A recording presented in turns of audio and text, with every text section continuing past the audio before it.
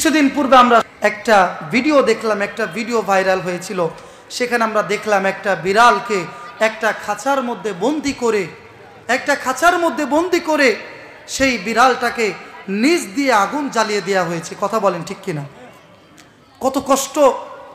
যার বাক শক্তি নেই, সে বলতে পারছে না, একবার এই পাশ হচ্ছে, আরেকবার ওই পাশ হচ্ছে, একবার খাঁচার এই প্রান্তে, একবার ওই প্রান্তে, কত কষ্ট তার হচ্ছে। বিশ্বনবী বলেছেন, একবার এক মহিলা একটা বিড়ালকে বেঁধে রেখেছিল, কিন্তু সেই বিড়ালটাকে খাবার দেয়নি, আবার তাকে ছেড়েও দেয়নি। খুব ভালো করে বুঝবেন, বিড়ালটাকে খাবার দেয়নি, আবার তাকে ছেড়েও দেয়নি, যাতে করে সে পোকামাকড় বা তার রিজিক সে তালাশ করে খেয়ে বেঁচে থাকবে। আল্লাহর হাবিব সাল্লাল্লাহু আলাইহি সাল্লাম বলেন, ওই মহিলাটি বিড়ালটিকে এইরকমভাবে আটকে রেখেছিল, একটা পর্যায়ে বিড়ালটি মারা যায়।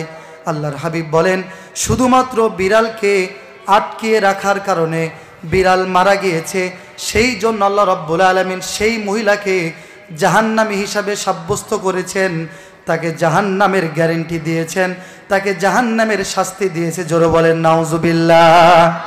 এই জন্য আমাদেরকে পশু পাখির প্রতি আমাদেরকেও এইরকমভাবে আমাদেরকে উদার হতে হবে, তাদেরকে খাবার দিতে হবে, অকারণে তাদেরকে কষ্ট দেয়া যাবে না। অপর প্রান্তে আপনি দেখুন, বনি ইসরায়েলের এক পাপী মহিলা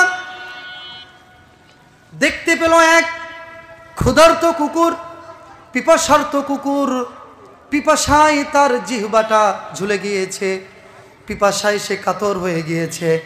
বনি ইসরায়েলের মহিলা অনেক পাপ করেছে জীবনে, কিন্তু সে যখন সেই কুকুরটাকে পিপাসা নিবারণের জন্য চামড়া